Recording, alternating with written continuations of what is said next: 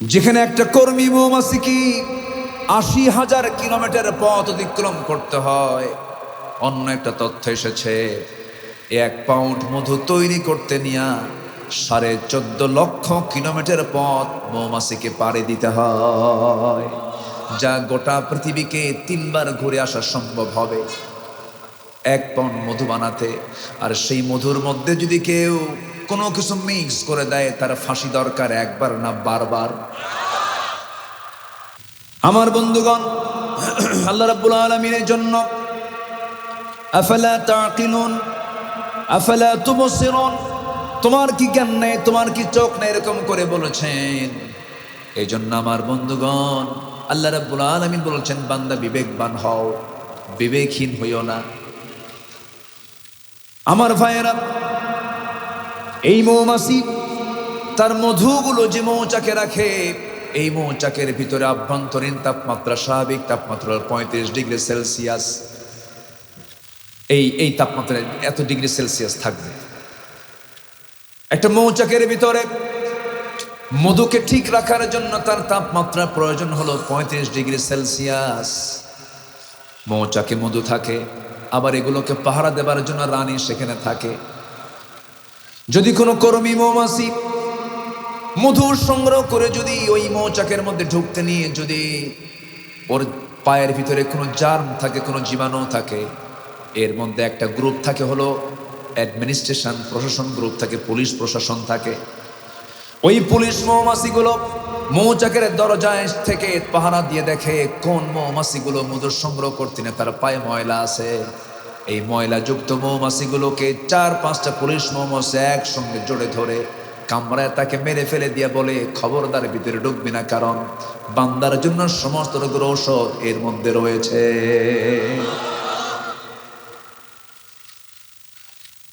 আমার ভাইয়েরা, এখানেই শেষ নয়। এই মধুকে সংরক্ষণ করার জন্য ওর ভিতরে আভ্যন্তরীণ তাপমাত্রা দরকার হলো ৩৫ ডিগ্রি সেলসিয়াস। যদি সেটা ৪০ ডিগ্রি হয়ে যায়, বেশি হয়ে যায়, সেই সময় একসঙ্গে সকল মৌমাছিগুলো ভিতরে তাদের ২ পাখাটা আস্তে করে ছেড়ে দেয়, ঝাপটায় ঝাপটায়। ঝাপটানের মধ্য দিয়ে ভিতরের বাতাসগুলো বাইরে বের করে দিয়ে স্বাভাবিক ৩৫ ডিগ্রি তাপমাত্রা আবার নিয়ে আসে। আবারও যদি ৩০-এ চলে আসে, তাপমাত্রা বেশি প্রয়োজন, সঙ্গে সঙ্গে উল্টা করে ২ পাখা ঝাপটান, ঝাপটাতে ঝাপটাতে ভিতরের তাপমাত্রা ৩০ থেকে ৩৫ ডিগ্রি সেলসিয়াস করে ফেলে। জোরে বলি সুবহানাল্লাহ। এই মধু সংরক্ষণের জন্য এত কিছু, আল্লাহ এত ফিকির বান্দাকে সুস্থ রাখার জন্য সেই মধুর ভিতরে মিষ্টি ঢুকায়। বিবেকবান না বিবেকহীন? বিবেকবান না বিবেকহীন? বিবেকহীন। এগুলো বিবেকবানের কাজ না, ইমানদারের কাজ এগুলো নয়। ইমানদার বিবেকহীন হবে না। আমার ভাইয়েরা, বিবেকবানের জন্য ৯টা দিক আল্লাহ পাক তুলে ধরেছেন। নাম্বার 1 আমি শেষ করলাম, আল্লাহর সঙ্গে যে ওয়াদা করেছি আমরা, সেই ওয়াদা যারা পূরণ করবে তারা হলো বিবেকবান। নাম্বার 2 হলো ওয়াল্লাযীনা, আল্লাহ রাব্বুল আলামিন বলছেন, আল্লাযীনা ইউফুনা বিআহদিল্লাহি ওয়া লা ইয়ানকুদুনাল মিসাক। জোরে বলি আল্লাহু আকবার। নাম্বার 2 হলো যারা তাদের সাধারণ ওয়াদাগুলো কখনো ভঙ্গ করে না। লা ঈমান লিমান লা হাদালাহ, তার ঈমান নাই যার ওয়াদা ঠিক নাই, যার অঙ্গীকার ঠিক নাই। আর ঈমান যারা আছে, ওয়াল্লাযীনা হুম লিআমানাতিহিম ওয়া আহদিহিম রাউন, ওই সমস্ত বান্দাগুলো ঈমানদার যারা আমানত ঠিক রাখে, ওয়াদাও ঠিক রাখে। এটা হচ্ছে ঈমানদারদের কাজ। আর ঈমানদারদের কাজ ওয়াদা ঠিক রাখা, অঙ্গীকার ঠিক রাখা, আমানত ঠিক রাখা, এটা হচ্ছে ঈমানদারদের কাজ। ঈমানদারদের কাজটাই হলো বিবেকবানদের কাজ। জোরে বলি সুবহানাল্লাহ। রাষ্ট্র একটা আমানত। রাষ্ট্র একটা কি? আমানত। এই 16 বছর কি আমানত হয়েছে না খেয়ানত হয়েছে? খেয়ানত হয়েছে। কোটি কোটি টাকা দেশ থেকে লোপাট হয়েছে। সম্মানিত বন্ধুগণ, আর আমানত রক্ষা করেছেন কারা? দেখুন, সাইয়েদনা ওমর ফারুকের নাম তো সবাই শুনেছেন। কয় নাম্বার খলিফা? বলেন কয় নাম্বার? এক নম্বর কে? আবু বকর রাদিয়াল্লাহু তাআলা আনহু।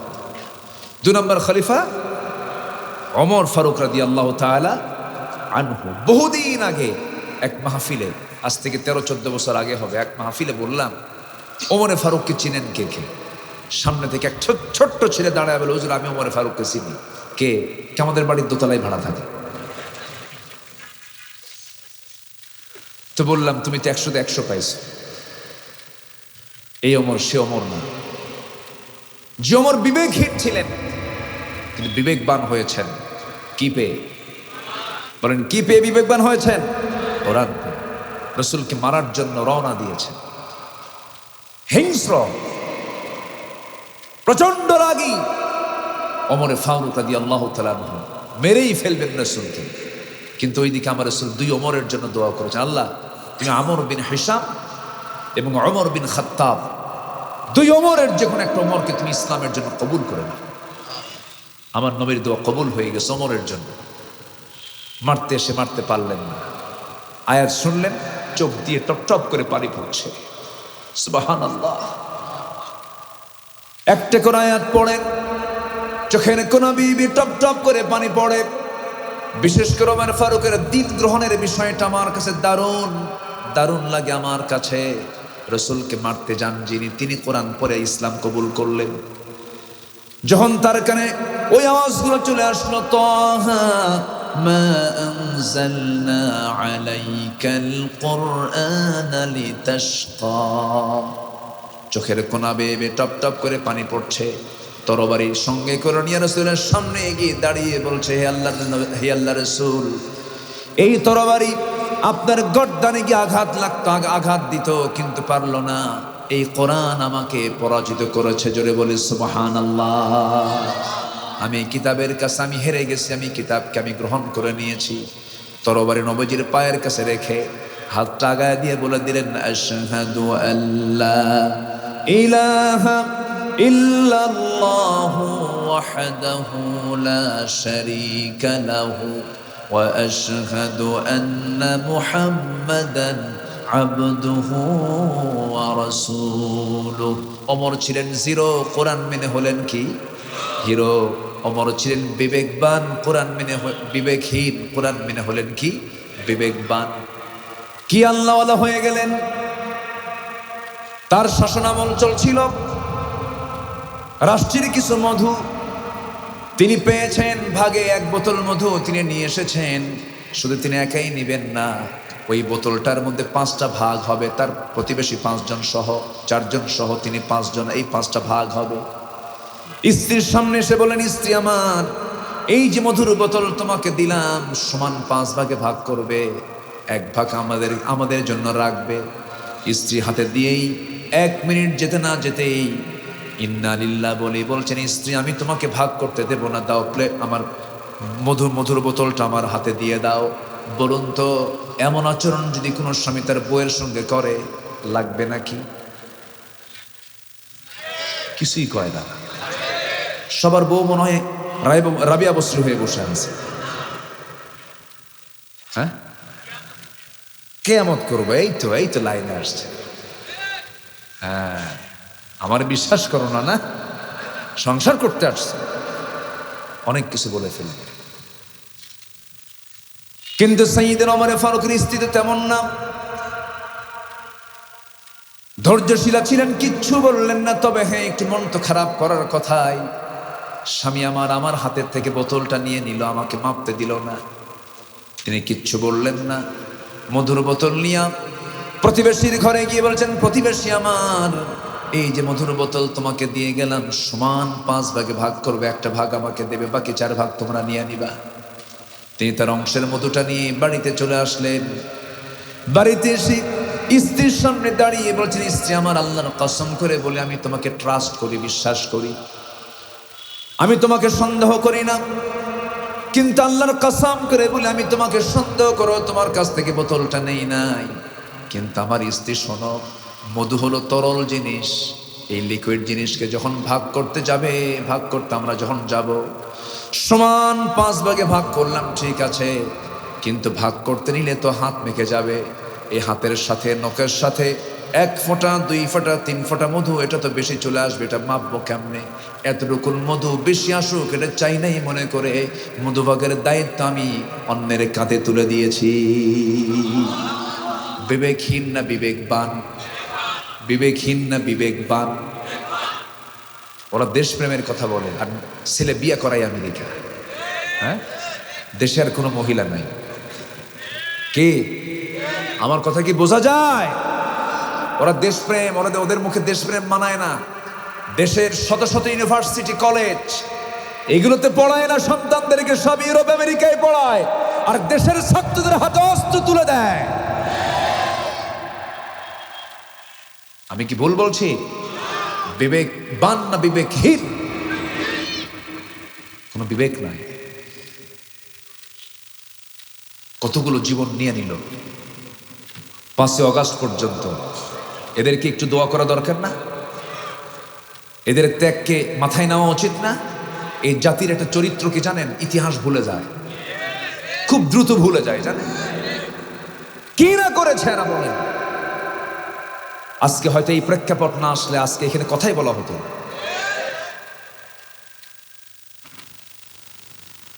শোনেন, যত রক্ত লাগে দেব, প্রয়োজনে লোক পাঠাবো, আমি যাব না। এই টাইপের লোকই বেশি। আমি কি ভুল বলতেছি? জীবন দেওয়া তো সহজ নয়। আবু সাইদ জীবন দিয়েছে, মুগ্ধরা জীবন দিয়েছে। মুগ্ধের জীবন দেওয়া দেখে লক্ষ লক্ষ যুবক বাড়ি থেকে রাস্তায় নেমে বাপকে বলছে, বাবা দোয়া করো আমিও যেন মুগ্ধের মতো চলে যাই। যুবকরা ঠিক আছে না? এটাকে লালন করতে হবে। আগামীর বাংলাদেশ তোমার হাতে যাচ্ছে। তোমার চরিত্রকে ওমরের মতো বানাও, আবু বকরের মতো দৃঢ়চেতা হও, ওমরের মতো সাহসী হও, আলীর মতো বীর হও, ওসমানের মতো ধৈর্যশীল হও। বাতিল দুর্গাঘাত করো। আগামীর দেশ কোরআনের বাংলাদেশ। রাজি আছেন কারা কারা? হাত উঁচু করে দেখেন মুসলমান। এমন একটি অনিশ্চিত জীবন বলবো আমি, যখন তখন চলে যেতে পারি, নিশ্চয়তা নেই। এটা কি নিশ্চিত জীবন না অনিশ্চিত জীবন? অনিশ্চিত একটা জীবন আমরা পৃথিবীতে কাটাচ্ছি। অসংখ্য মাখলুকাত আল্লাহ পাকে পৃথিবীতে পাঠিয়েছেন। শক্তির দিক থেকে আমার চাইতে অনেক বড় বড় প্রাণী পৃথিবীতে আছে, জলভাগে, স্থলভাগে। কিন্তু সকল সৃষ্টির মাঝে মহান রব্বুল আলামিন মানুষকে বিশেষ যোগ্যতা দিয়েছেন এবং শ্রেষ্ঠত্বের আসনে সমাসীন করেছেন। এই পৃথিবীতে মানুষ হচ্ছে সৃষ্টির সেরা জীব। কোনো প্রাণীর মৃত্যুর পরে আর বিচারের কোনো ফাংশন নেই। শুধু মানুষ, মৃত্যুর পরে তার জীবন শেষ না তার জীবন শুরু? মানে শেষ না শুরু? শুরু। আমরা এখন আছি ইহকালে, মরে যাওয়ার সঙ্গে সঙ্গে আমরা চলে যাব কোথায়? পরকালে। কিন্তু আমরা যদি সচেতন হতাম, আমাদের পেরেশানি থাকতো আখিরাতকে সামনে রেখে। কিন্তু দুনিয়ার জন্য যতটুকু পেরেশান আমরা, সেই পেরেশানি কি আখিরাতের জন্য আছে? নাই। অথচ স্থায়ী জীবন, চিরস্থায়ী জীবন, যার শুরু আছে কিন্তু শেষ নাই, এমন জীবনে কিন্তু সামনে আমাদের পড়ে আছে। আমার মৃত্যুর পর আমার আপনার জন্য দুটো জায়গা বরাদ্দ। যে কোনো একটা জায়গা আল্লাহ পাক আপনাকে নিয়ে যাবেন। একটা হলো জান্নাত, আরেকটা কোথায়? জাহান্নাম। আমরা সবাই জান্নাত পেতে চাইতো নাকি? সবার আগ্রহ আছে তো? আগ্রহ আছে তো নাকি? নামাজ না হোক নাকি, জান্নাত তো আমি চাবো। তাই যদি না হয়, এই কথাটা কেন বললাম জানেন? আমার দেশে 2025 সালের ফেব্রুয়ারি মাসের জরিপেও আমার দেশে নামাজি মুসলমানের সংখ্যা হলো মাত্র 5%। কত পার্সেন্ট বলেন? বাকি 95% নামাজি নাই। তারাও তো জান্নাত যেতে চায়, তারাও জান্নাত যেতে চায়। এই জন্যই বলল, দুঃখজনক বিষয় এগুলো। 50 লক্ষ মাদকাসক্ত, 50 লক্ষ মানুষ মাদকাসক্ত। এর সঙ্গে একটা ব্যক্তি যদি মাদকাসক্ত হয়, তার মা বাবা ভাই বোন যদি বিয়ে শাদী করে থাকে, স্ত্রী পরিবার পরিজন, কতজন জড়িত। এটি একটি মহামারী রূপ ধারণ করেছে। মুসলমানদের নামাজ নাই, অথচ দেশ শাসন হয়েছে 53-54 বছর, 71 থেকে 2025 সাল পর্যন্ত। শিক্ষার জন্য শিক্ষা মন্ত্রণালয়, যুব সমাজ গঠন করার জন্য যুব মন্ত্রণালয়, এরপর দিন ধর্মকে মানার জন্য ধর্ম মন্ত্রণালয়। এত কিছু থাকার পরও ফলাফল হলো 50 লক্ষ মানুষ মাদক সেবী, মাদকাসক্ত, আর 95% মানুষ হচ্ছে বেনামাজি। বলুন, এটা কি ইতিবাচক না নেতিবাচক? এটা কি আশার দিক না হতাশার দিক? বলেন তো, কেন এরকম হয়েছে? প্রথমেই বলতে চাই কথাগুলো, তারাই শাসন করেছেন দেশ যারা নামাজ কায়েম করতে চান নাই। তারাই শাসন করেছেন দেশ যারা নিজেরাই মাদকের সঙ্গে জড়িত। তারাই শাসন করেছেন দেশ যারা নিজেরাই বেনামাজি, নাইট ক্লাবে ব্যস্ত। অতএব একই পুনরাবৃত্তি হোক আমার দেশে, এটা আমরা চাই না। আমরা একটা পরিবর্তন দেখতে চাই। সে পরিবর্তন হবে হলো কোরআন দিয়া। সবাইকে রাজি আছেন? সবাইকে রাজি আছেন? কোরআন দিয়ে শুধু নামাজ হবে না, কোরআন দিয়ে সব হবে। জোরে বলি ইনশাআল্লাহ। অনেক কথা, আস্তে আস্তে আমি আলোচনার দিকে যাচ্ছি। আমি সেখান থেকে কথা বলতে চাই যেখান থেকে আমি ইচ্ছা পোষণ করেছি। আমরা যারা বসে আছি এখানে, আমি বিশ্বাস করি সবাই বিবেকবান এখানে বসে আছে। সুস্থ বিবেকবান সম্পন্ন মানুষ আমরা বসে আছি। এই পৃথিবীতে 2 শ্রেণীর মানুষ বসবাস করে, একটা হচ্ছে বিবেকবান, আরেকটা হচ্ছে বিবেকহীন। আল্লাহ পাক বিবেকহীনকে জান্নাত দিবেন না, আল্লাহ দিবেন বিবেকবানকে জান্নাত। কাকে জান্নাত দিবেন? বিবেকবান যারা, তাদেরকে জান্নাত দিবেন। সম্মানিত হাজিরিন, বিবেকবান কাকে বলে, বিবেকবানের বৈশিষ্ট্যগুলো কি, এটা আমার আজকের আলোচনার মূল সাবজেক্ট। আমি ধীরে ধীরে আয়াতের দিকে যাচ্ছি। যে কিতাবটা নিয়ে বসেছে, এই কিতাবের মধ্যে কোনো সংশয় কি আছে? কোনো ব্যর্থতা কি আছে? কেউ কি প্রমাণ করতে পেরেছে? কিয়ামত পর্যন্ত কেউ পারবে? পারবে না। যে সমস্যার সমাধান কোথাও পাবে না বান্দা, তার সমাধান কোথায় আছে? কিন্তু যারা বলেন কোরআন এবং রাজনীতি দুটো আলাদা জিনিস, রাজনীতির সাথে কোরআনের কোনো সম্পর্ক নাই, তাকে নতুন করে ঈমান আনতে হবে, এগুলো বাজে কথা।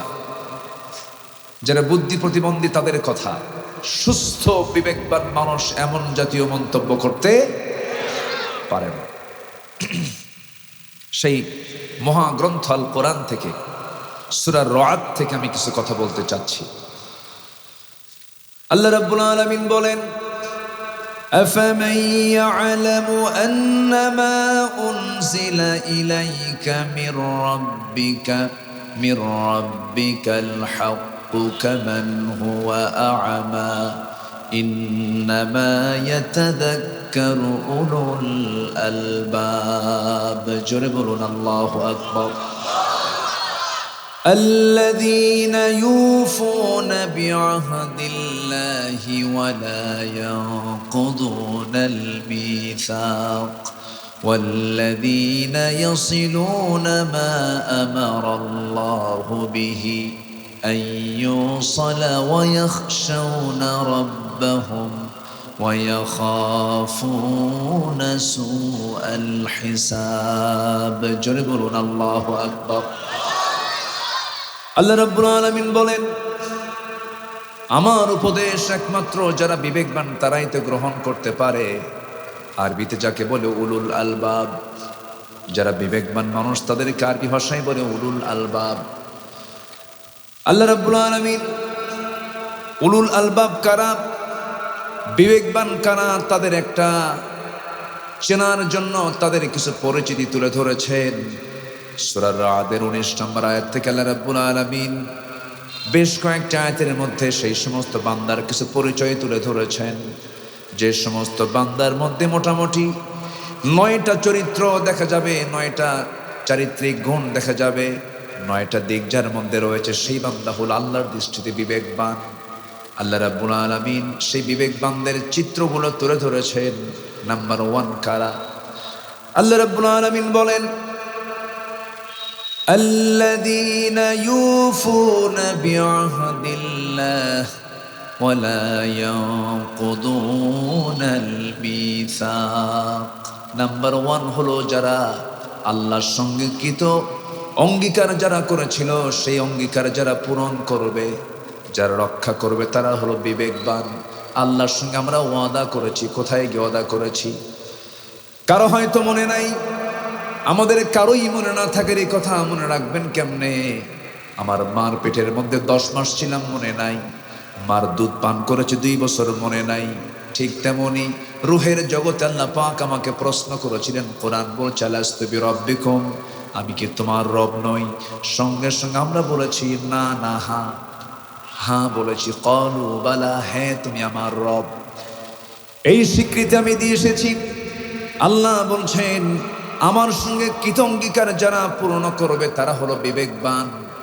আর যারা আমার সঙ্গে যে কৃত অঙ্গীকার, আমি যে অঙ্গীকার নিয়েছিলাম রুবুবিয়্যাতের, এটাকে যারা অস্বীকার করবে তারা হলো বিবেকহীন। কার কথা? আল্লাহর কথা। আমরা কি আল্লাহর ওয়াদা রক্ষা করবো না ইনশাআল্লাহ? আল্লাহর সাথে যে ওয়াদা করেছে, হ্যাঁ তুমি আমার রব। রব মানে কি?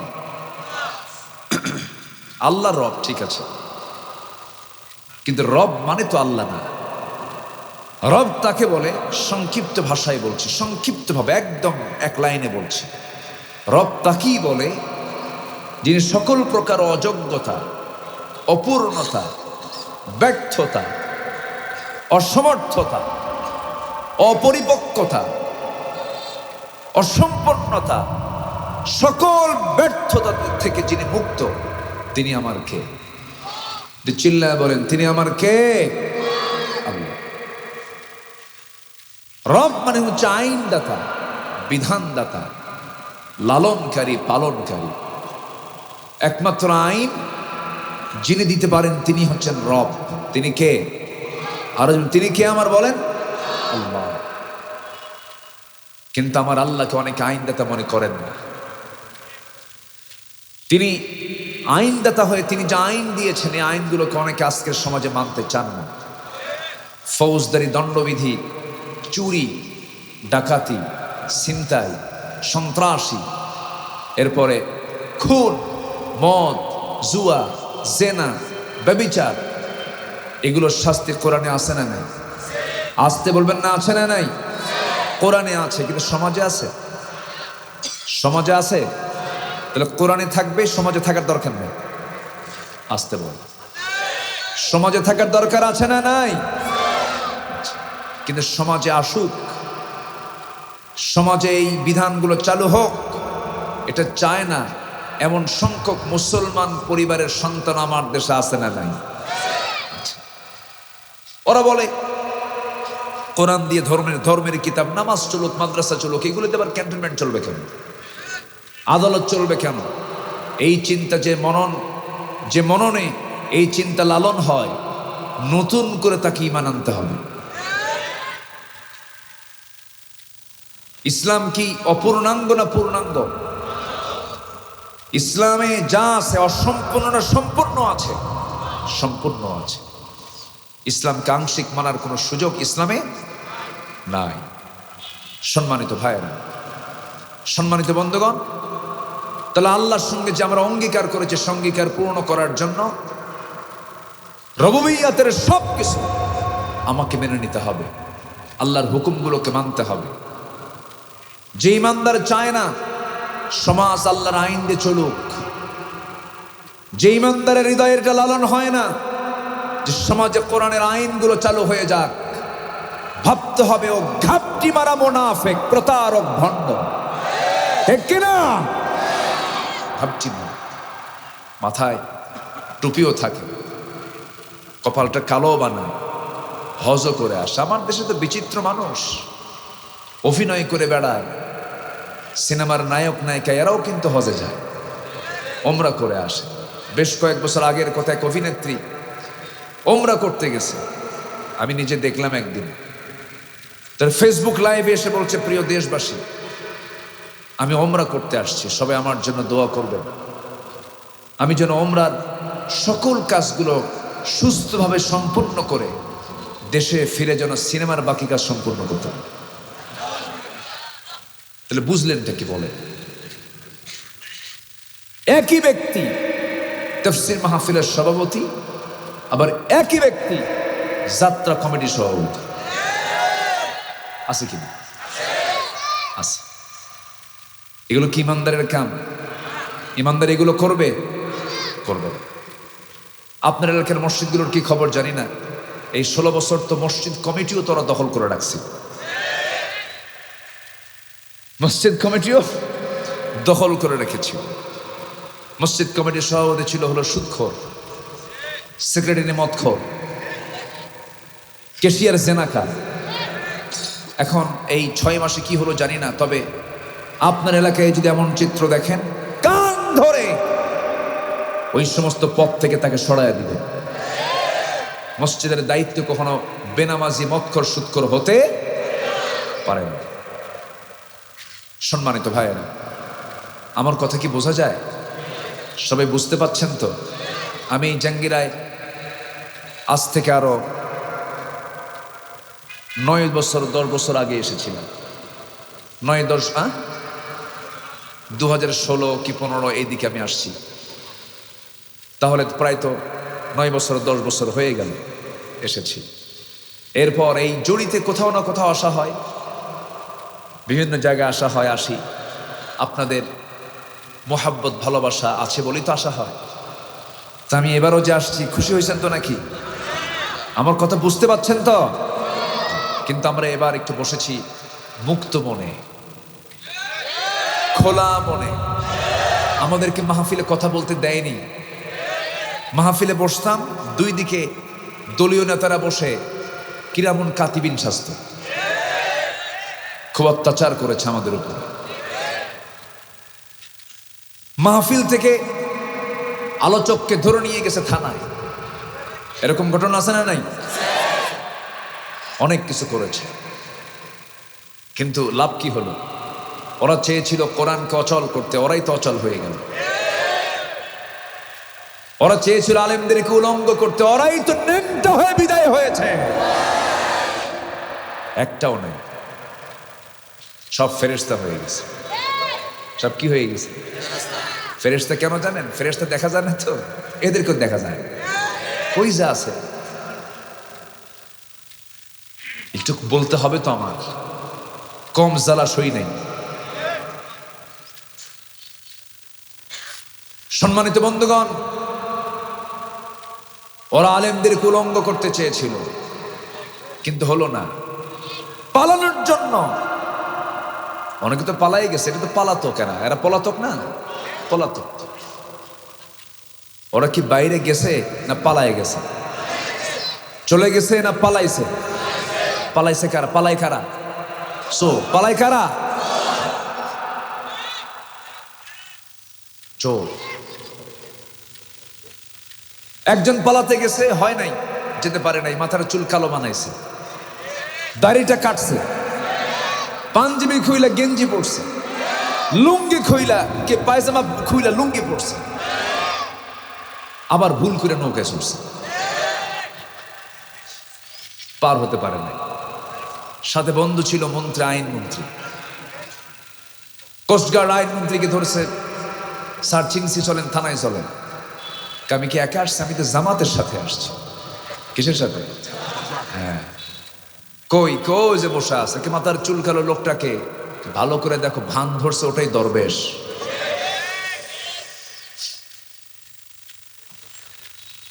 ওরা চেয়েছিল আলেমদেরকে বেইজ্জত করতে, আল্লাহ ওদেরকে বেইজ্জত করে ছেড়েছেন। শিক্ষা নাও ইতিহাস থেকে। আল্লাহ ছাড় দেন, ছেড়ে দেন না, ধরেছেন শক্তভাবে, ঠিক কিনা? ধরেছেন। আমার বন্ধুগণ, আল্লাহ রাব্বুল আলামিন বিবেকবানকে জান্নাত দেবেন বলেই বিবেকবানদের কিছু বৈশিষ্ট্য এখানে তুলে ধরেছেন। এদের যদি বিবেক থাকতো 16 বছর যা কিছু করেছে এরকম অপকর্ম কি তারা করতে পারতো নাকি? ফোন করলেন, সেই লোকটার বাড়ি শোকাহত পরিবার, কারো স্বামী চলে গেছে, মেরে ফেলেছেন। তার বউটার কি অবস্থা, তার পরিবারটার কি অবস্থা, কত বড় যন্ত্রণা, কত বড় কষ্ট তারা সেই ফ্যামিলির লোকগুলো পায়। একটা খুনের যে শাস্তি আল্লাহ রাব্বুল আলামিন তার কালামে বলেছেন, ফাকাতালান নাসা জামিআ, যে ব্যক্তি কোনো বান্দাকে, কোনো মুমিনকে খুন করলো, সেজন্য গোটা দুনিয়ার সমস্ত মানুষকে খুন করে ফেললো। একটা মানুষের জীবনের মূল্য কত, অথচ এইগুলো ছিল ইজি ব্যাপার। যাকে পেয়েছে তাকেই ক্রস ফায়ার দিয়েছে, কত কি করেছে। এগুলোকে বিবেকবান না বিবেকহীন? বিবেকবান না বিবেকহীন? আমরা কি বিবেকবান হব না বিবেকহীন হব? বিবেকবান হবে। বিবেকবানদের জন্য 9টা চরিত্র, 9টা দিক আমাদের মধ্যে নিয়ে আসবো আমরা। 1 নম্বরে যে আমরা আল্লাহর সঙ্গে যে অঙ্গীকার করেছি, হ্যাঁ তুমি আমার রব, তুমি আমার আইনদাতা, বিধানদাতা, এই অঙ্গীকার যারা পূরণ করবে তারা হলো বিবেকবান। জোরে বলি সুবহানাল্লাহ। বিবেকহীন হওয়া যাবে না। যে বিবেকহীন তার দ্বারা সব ক্ষতি হবে, কোথাও কোনো কল্যাণ আসবে না। ব্যবসা করার জন্য বিবেক দরকার, চাকরি করার জন্য বিবেক দরকার, জীবনে চলাফেরা করার জন্য বিবেক দরকার, সুস্থ বিবেক প্রয়োজন। আমার বন্ধুগণ, আমি আপনি দুনিয়াতে এসেছি, সবে একদিন চলে যাব। এই দুনিয়াতে ভালোভাবে বেঁচে থাকার জন্য আল্লাহ পাক সুস্থতার জন্য ওষুধ দিয়েছেন। আবার মানুষ হঠাৎ করে অসুস্থ হয়ে পড়ে, অসুস্থ করেন কে? যিনি অসুস্থ করেছেন তিনি কি ওষুধ দেন নাই? আস্তে কয়, ওষুধ আছে না? যিনি রোগ দেন তার কাছে কি ওষুধ নাই? ওষুধও আছে। যেদিন তিনি পৃথিবীতে মানুষ পাঠিয়েছেন সেদিন মানুষকে রোগও দিয়েছেন, ওষুধও দিয়েছেন। কিন্তু ওষুধ কাজ করে না কেন জানেন? মানুষের জন্য। বিবেকহীন ভেজাল করে। কি করে? ভেজাল করে। সম্মানিত ভাইয়েরা, পৃথিবীতে এমন কোন রোগ নেই যে রোগের ঔষধ আল্লাহ দেন। অনেকে বলে ক্যান্সার হলে তার কোনো অ্যান্সার নেই। ক্যান্সার হবে যার, অ্যান্সার নাই তার। কথাটা শিরকি কথা। এই কথা ইমানদার বিশ্বাস করতে পারে না। ক্যান্সার হবে যার, অবশ্যই তার অ্যান্সার দিবেন কে? কে কে কে? আল্লাহর কাছে অ্যান্সারও আছে।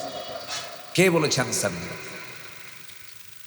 সম্মানিত ভাইয়েরা, আল্লাহ তাআলা ওষুধ রেখে দিয়েছেন। গত পরশুদিন আমার মাহফিল ছিল খুলনায়, সুন্দরবন এলাকায়।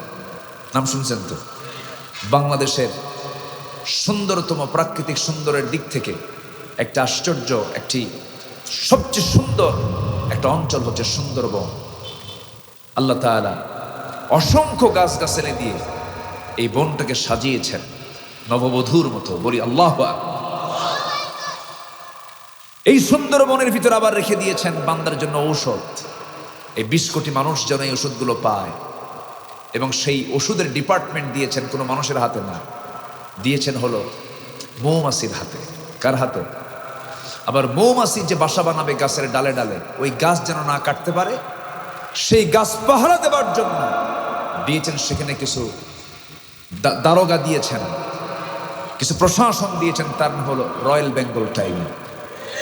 যেন কোনো বন খেকো ওসমানের মতো কেউ যেন গাছ না কাটতে পারে, মৌচাক নষ্ট হয়ে যায়।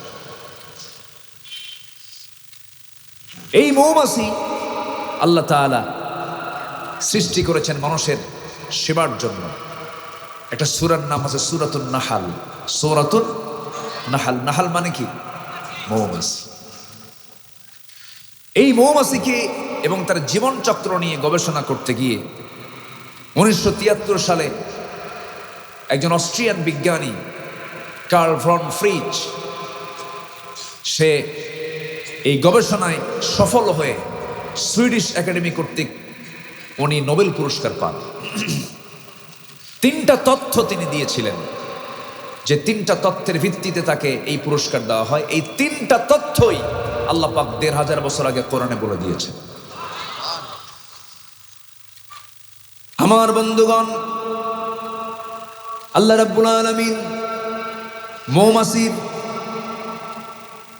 মৌমাছির ভিতরে রানী মৌমাছিকে আল্লাহ রাব্বুল আলামিন দায়িত্ব দিয়েছেন, সুন্দর করে মৌচাক বানাও, তোমরা ঘর বানাও, বাড়ি বানাও।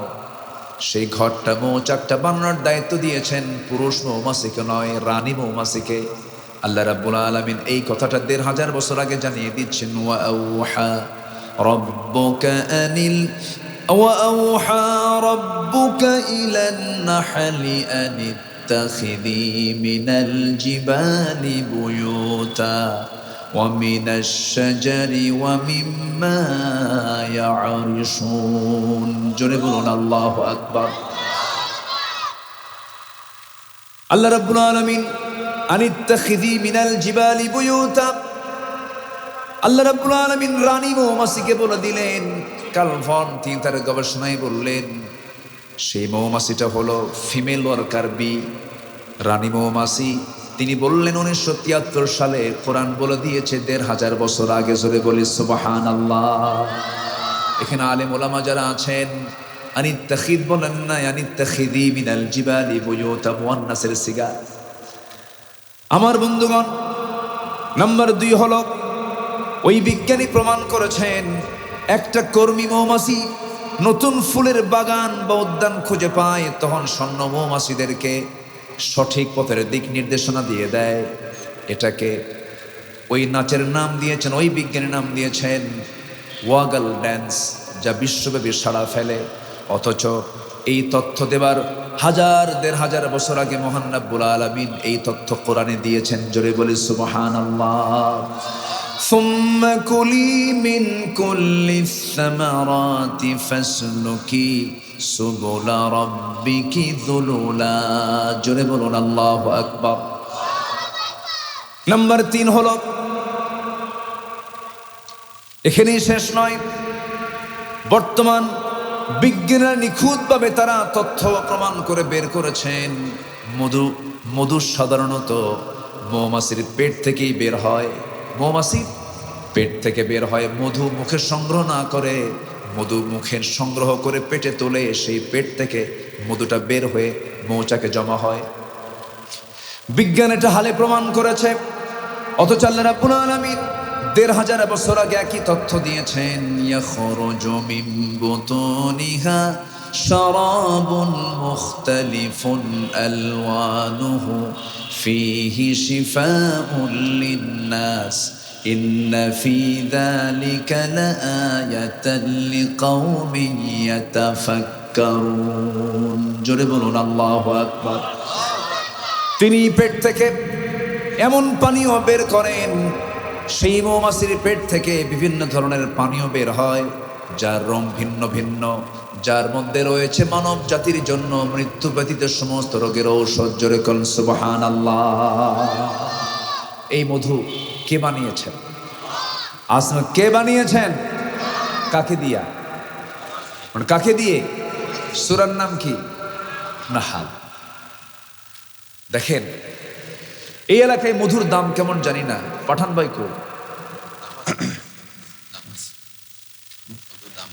ও আচ্ছা, উনি বাইরে গেছেন। আচ্ছা, কি মধুর দাম কেমন বলেন তো এই এলাকায়? 1 কেজি মধুর দাম কত? 1500, 2000? ভালো তো নাকি?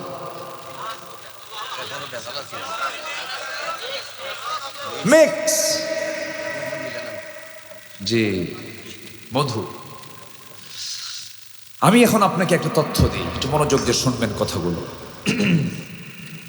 1 পাউন্ড মধু বানাতে, মনোযোগ দিবেন সবাই, 1 পাউন্ড মধু বানাতে 550 মৌমাছিকে 20 লাখ ফুলে ভ্রমণ করতে হবে। কয় লাখ ফুলে? কত মৌমাছি? 550 মৌমাছিকে 20 লক্ষ ফুলে তাকে ভ্রমণ করতে হয়। এবং যেখানে একটা কর্মী মৌমাছি কি 80,000 কিলোমিটার পথ অতিক্রম করতে হয়। অন্য একটা তথ্য এসেছে, 1 পাউন্ড মধু তৈরি করতে নিয়ে 14.5 লক্ষ কিলোমিটার পথ মৌমাছিকে পাড়ি দিতে হয়, যা গোটা পৃথিবীকে 3 বার ঘুরে আসা সম্ভব হবে 1 পাউন্ড মধু বানাতে। আর সেই মধুর মধ্যে যদি কেউ কোনো কিছু মিক্স করে দেয়, তার ফাঁসি দরকার 1 বার না 12 বার। কি কথা কি বুঝতেছেন?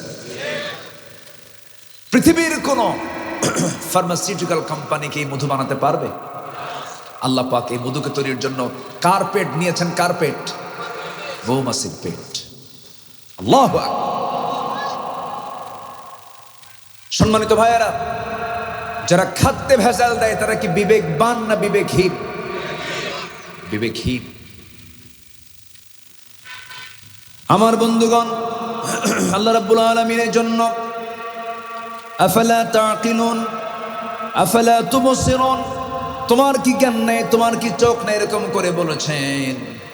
এই জন্য আমার বন্ধুগণ, আল্লাহ রাব্বুল আলামিন বলেছেন, বান্দা বিবেকবান হও, বিবেকহীন হইও না। আমার ভাইয়েরা, এই মৌমাছি তার মধুগুলো যে মৌচাকে রাখে, এই মৌচাকের ভিতরে আভ্যন্তরীণ তাপমাত্রা স্বাভাবিক তাপমাত্রা 35 ডিগ্রি সেলসিয়াস। আমি কি শেষ করে দেব? এই যে ওঠাই কি বল, কি সমস্যা? না ফি মুশকিলা? আব্বু বসো, মন খারাপ করো না, একটু বসো। এতগুলো লোককে রেখে চলে যাবা, এটা তো ভালো না, এ লক্ষণ তো খারাপ। বসো, যতক্ষণ আছি যদি যদি বুঝতাম আমরা এখানে জায়গার বরকতটা কি, উঠতাম না। আপনি কি জানেন এই জমিন আপনার জন্য জান্নাতের কারণও হতে পারে? একটু বসেন। আমরা এখানে বসে আছি, এখন এখানকার তাপমাত্রা কত? 20 থেকে 25 এর মধ্যে থাকবে, তাই না? 20 থেকে 25 এই তাপমাত্রা, এত ডিগ্রি সেলসিয়াস থাকবে। একটা মৌচাকের ভিতরে মধুকে ঠিক রাখার জন্য তার তাপমাত্রা প্রয়োজন হলো 35 ডিগ্রি সেলসিয়াস। মৌচাকে মধু থাকে, আবার এগুলোকে পাহারা দেবার জন্য রানী সেখানে থাকে। যদি কোনো কর্মী মৌমাছি মধু সংগ্রহ করে যদি ওই মৌচাকের মধ্যে ঢুকতে নিয়ে যদি ওর পায়ের ভিতরে কোনো জার্ম থাকে, কোনো জীবাণু থাকে, এর মধ্যে একটা গ্রুপ থাকে হলো অ্যাডমিনিস্ট্রেশন, প্রশাসন গ্রুপ থাকে, পুলিশ প্রশাসন থাকে। ওই পুলিশ মৌমাছিগুলো মৌচাকের দরজায় থেকে পাহারা দিয়ে দেখে কোন মৌমাছিগুলো মধু সংগ্রহ করতে না তার পায়ে ময়লা আছে। এই ময়লাযুক্ত মৌমাছিগুলোকে 4-5টা পুলিশ মৌমাছি একসঙ্গে জোরে ধরে কামড়ায় তাকে মেরে ফেলে দিয়ে বলে, খবরদার ভিতরে ঢুকবি না, কারণ বান্দার জন্য সমস্ত রোগের ঔষধ এর মধ্যে রয়েছে।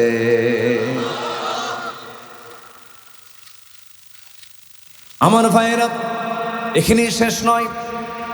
এই মধুকে সংরক্ষণ করার জন্য ওর ভিতরে আভ্যন্তরীণ তাপমাত্রা দরকার হলো 35 ডিগ্রি সেলসিয়াস। যদি সেটা 40 ডিগ্রি হয়ে যায়, বেশি হয়ে যায়, সেই সময় একসঙ্গে সকল মৌমাছিগুলো ভিতরে তাদের 2 পাখাটা আস্তে করে ছেড়ে দেয়, ঝাপটায় ঝাপটায়। ঝাপটানের মধ্য দিয়ে ভিতরের বাতাসগুলো বাইরে বের করে দিয়ে স্বাভাবিক 35 ডিগ্রি তাপমাত্রা আবার নিয়ে আসে। আবারও যদি 30-এ চলে আসে, তাপমাত্রা বেশি প্রয়োজন, সঙ্গে সঙ্গে উল্টা করে 2 পাখা ঝাপটাতে ঝাপটাতে ভিতরের তাপমাত্রা 30 থেকে 35 ডিগ্রি সেলসিয়াস করে ফেলে। জোরে বলি সুবহানাল্লাহ। এই মধু সংরক্ষণের জন্য এত কিছু, আল্লাহ এত ফিকির বান্দাকে সুস্থ রাখার জন্য সেই মধুর ভিতরে মিষ্টি ঢুকায়। বিবেকবান না বিবেকহীন? বিবেকবান না বিবেকহীন? বিবেকহীন। এগুলো বিবেকবানের কাজ না, ইমানদারের কাজ এগুলো নয়। ইমানদার বিবেকহীন হবে না। আমার ভাইয়েরা,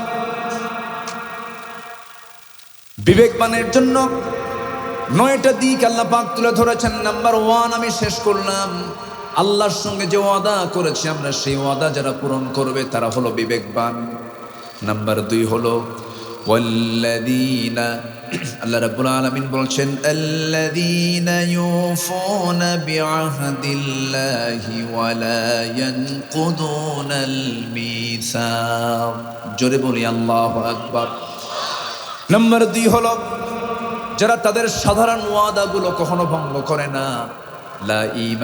লা ঈমানা লিমান লা হাদালাহ, তার ঈমান নাই যার ওয়াদা ঠিক নাই, যার অঙ্গীকার ঠিক নাই। আর ঈমান যারা আছে ওয়াল্লাযীনা হুম লিআমানাতিহিম ওয়া আহদিহিম রাউন, ওই সমস্ত বান্দাগুলো ঈমানদার যারা আমানত ঠিক রাখে, ওয়াদাও ঠিক রাখে, এটা হচ্ছে ঈমানদারদের কাজ। আর ঈমানদারদের কাজ ওয়াদা ঠিক রাখা, অঙ্গীকার ঠিক রাখা, আমানত ঠিক রাখা, এটা হচ্ছে ঈমানদারদের কাজ। ঈমানদারদের কাজটাই হলো বিবেকবানদের কাজ। জোরে বলি সুবহানাল্লাহ। রাষ্ট্র একটা আমানত, রাষ্ট্র একটা কি আমানত। এই 16 বছর কি আমানত হয়েছে না খেয়ানত হয়েছে? খেয়ানত হয়েছে। কোটি কোটি টাকা দেশ থেকে লোপাট হয়েছে। সম্মানিত বন্ধুগণ, আর আমানত রক্ষা করেছেন কারা দেখুন। সাইয়েদনা ওমর ফারুকের নাম তো সবাই শুনেছেন। কয় নাম্বার খলিফা বলেন? কয় নাম্বার? 1 নাম্বার কে? আবু বকর রাদিয়াল্লাহু তাআলা। 2 নাম্বার খলিফা ওমর ফারুক রাদিয়াল্লাহু তাআলা আনহু। বহুদিন আগে এক মাহফিলে, আজ থেকে 13-14 বছর আগে হবে, এক মাহফিলে বললাম ওমরে ফারুককে চিনেন কে কে? সামনে থেকে এক ছোট্ট ছেলে দাঁড়ায় বলে, হুজুর আমি ওমরে ফারুককে চিনি। কে? আমাদের বাড়ির দোতলায় ভাড়া থাকে। তো বললাম তুমি তো 100-তে 100 পাইছো। এই ওমর সে ওমর না। যে ওমর বিবেকহীন ছিলেন কিন্তু বিবেকবান হয়েছেন কি পেয়ে? বলেন কি পেয়ে বিবেকবান হয়েছেন? কোরআন পেয়ে। রাসূলকে মারার জন্য রওনা দিয়েছেন। হিংস্র,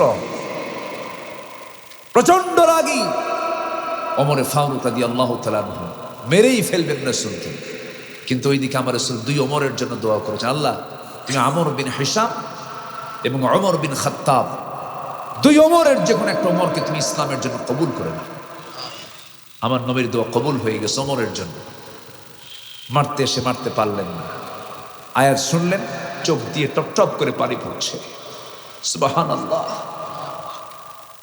একটা করে আয়াত পড়েন, চোখের কোনা বিবি টপ টপ করে পানি পড়ে। বিশেষ করে ওমর ফারুকের দ্বীন গ্রহণের বিষয়টা আমার কাছে দারুণ দারুণ লাগে। আমার কাছে রাসূলকে মারতে যান যিনি, তিনি কোরআন পড়ে ইসলাম কবুল করলেন।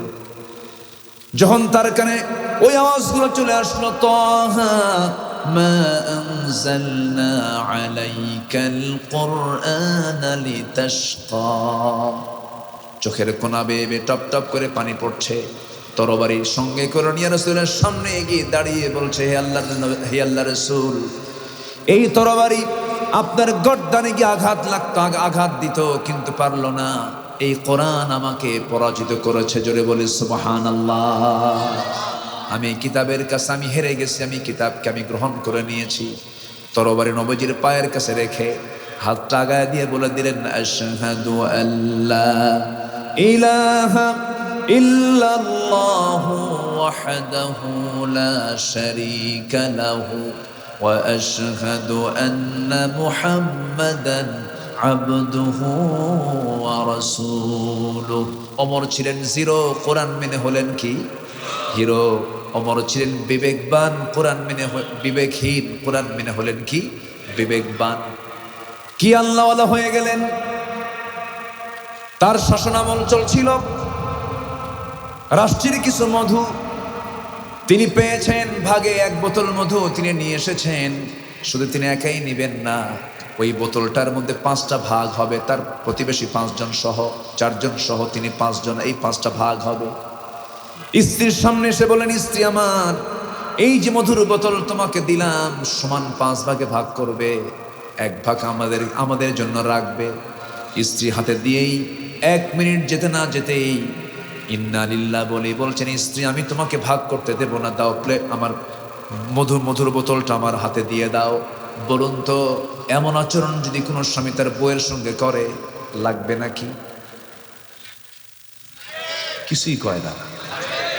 সবার বউ মনে হয় রাবিয়া বস্ত্র হয়ে বসে আছে। হ্যাঁ, কেয়ামত করবো, এই তো লাইনে আসছে। হ্যাঁ, আমার বিশ্বাস করো না, না সংসার করতে আসছে, অনেক কিছু বলে ফেলবে। কিন্তু সাইয়েদনা ওমর ফারুকের স্ত্রী তো তেমন না, ধৈর্যশীলা ছিলেন, কিচ্ছু বললেন না। তবে হ্যাঁ, একটু মন তো খারাপ করার কথাই। স্বামী আমার হাতের থেকে বোতলটা নিয়ে নিল, আমাকে মাপতে দিল না। তিনি কিচ্ছু বললেন না। মধুর বোতল নিয়ে প্রতিবেশীর ঘরে গিয়ে বলছেন, প্রতিবেশী আমার, এই যে মধুর বোতল তোমাকে দিয়ে গেলাম, সমান 5 ভাগে ভাগ করবে, একটা ভাগ আমাকে দেবে, বাকি 4 ভাগ তোমরা নিয়ে নিবা। তিনি তার অংশের মধুটা নিয়ে বাড়িতে চলে আসলেন। বাড়িতে এসে স্ত্রীর সামনে দাঁড়িয়ে বলছেন, স্ত্রী আমার, আল্লাহর কসম করে বলে আমি তোমাকে ট্রাস্ট করি, বিশ্বাস করি, আমি তোমাকে সন্দেহ করি না, কিন্তু আল্লাহর কসম করে বলে আমি তোমাকে সন্দেহ করো, তোমার কাছ থেকে বোতলটা নেই নাই। কিন্তু আমার স্ত্রী, শোনো, মধু হলো তরল জিনিস, এই লিকুইড জিনিসকে যখন ভাগ করতে যাবে, ভাগ করতে আমরা যখন যাব, সমান 5 ভাগে ভাগ করলাম, ঠিক আছে, কিন্তু ভাগ করতে নিলে তো হাত মেখে যাবে। এই হাতের সাথে নখের সাথে 1 ফোঁটা, 2 ফোঁটা, 3 ফোঁটা মধু, এটা তো বেশি চলে আসবে, এটা মাপবো কেমনে? এতটুকুন মধু বেশি আসুক এটা চাই নাই মনে করে মধুভাগের দায়িত্ব আমি অন্যের কাঁধে তুলে দিয়েছি। বিবেকহীন না বিবেকবান? বিবেকহীন না বিবেকবান? ওরা দেশপ্রেমের কথা বলে, আর ছেলে বিয়ে করাই আমেরিকা। হ্যাঁ, দেশে আর কোনো মহিলা নাই। কে? আমার কথা কি বোঝা যায়? ওরা দেশপ্রেম, ওদের মুখে দেশপ্রেম মানায় না। দেশের শত শত ইউনিভার্সিটি, কলেজ, এগুলোতে পড়ায় না সন্তানদেরকে, সব ইউরোপ আমেরিকায় পড়ায়, আর দেশের ছাত্রদের হাতে অস্ত্র তুলে দেয়। আমি কি ভুল বলছি? বিবেকবান না বিবেকহীন? কোনো বিবেক নাই। কতগুলো জীবন নিয়ে নিল 5 অগাস্ট পর্যন্ত। এদেরকে একটু দোয়া করা দরকার না? এদের ত্যাগকে মাথায় নেওয়া উচিত না? এই জাতির একটা চরিত্র কি জানেন? ইতিহাস ভুলে যায়, খুব দ্রুত ভুলে যায়, জানেন কি না করেছে না বলেন। আজকে হয়তো এই প্রেক্ষাপট না আসলে আজকে এখানে কথাই বলা হতো।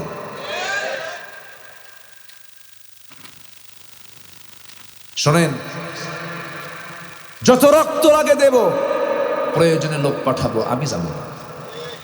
এই টাইপের লোকই বেশি। আমি কি ভুল বলতেছি? জীবন দেওয়া তো সহজ নয়। আবু সাইদ জীবন দিয়েছে, মুগ্ধরা জীবন দিয়েছে। মুগ্ধের জীবন দেওয়া দেখে লক্ষ লক্ষ যুবক বাড়ি থেকে রাস্তায় নেমে বাপকে বলছে, বাবা দোয়া করো আমিও যেন মুগ্ধের মতো চলে যাই। যুবকরা ঠিক আছে না? এটাকে লালন করতে হবে। আগামীর বাংলাদেশ তোমার হাতে যাচ্ছে। তোমার চরিত্রকে ওমরের মতো বানাও, আবু বকরের মতো দৃঢ়চেতা হও, ওমরের মতো সাহসী হও, আলীর মতো বীর হও, ওসমানের মতো ধৈর্যশীল হও। বাতিল দুর্গাঘাত করো। আগামীর দেশ কোরআনের বাংলাদেশ। রাজি আছেন কারা কারা? হাত উঁচু করে দেখেন মুসলমান।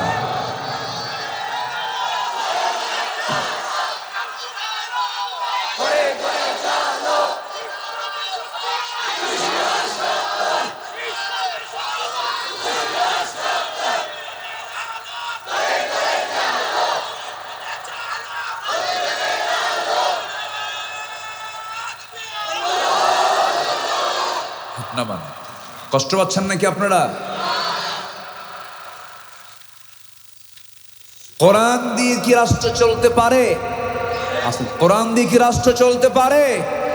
সন্দেহ লাগে? যাদের কাছে সন্দেহ হয় যে কোরআন দিয়ে রাষ্ট্র চলবে না, নতুন করে ঈমান আনো, নতুন করে ঈমান আনো। সম্মানিত বন্ধুগণ, আমরা কাউকে পরোয়া করব না। আমরা পরোয়া করি একমাত্র কাকে? আমরা একমাত্র ভয় করি কাকে? সম্মানিত ভাইয়েরা, বিশেষ করে যুব সমাজ চরিত্র সুন্দর করো। গার্লস স্কুলের সামনে যা সিট হয়ে পড়ে থাকবে না। টাইম লস, ফুচকা খাওয়ার সময় নাই, চুরি ফিতে কিনে দিবা, টাকাই লস। এগুলো বাদ দাও, এগুলো বাদ। নিজে যোগ্য হয়ে বড় হও। গোপন গোপন কোনো নোংরামি করো না। তাহাজ্জুদ পড়ো, বাপ মার সেবা করো, নামাজকে কন্টিনিউ করো। দেখবা দিন শেষে তুমি খুব আনন্দ পাবা, খুব মজা পাবা। মনের ভিতরে একটা প্রশান্তি চলে আসবে, শক্তি চলে আসবে। এটাই হচ্ছে বিবেকবানের কাজ। তোমার বোনের সঙ্গে কেউ বিয়ের আগে আকাম কুকাম করুক, তুমি কি চাবা? তো তুমি কার সঙ্গে আকাম কুকাম করতে যাবা? কি কিছু কয় না? এই ঠিক কিনা কাও? মাহফিল থেকে বের হলি তো ভুলে যাবা, বলবা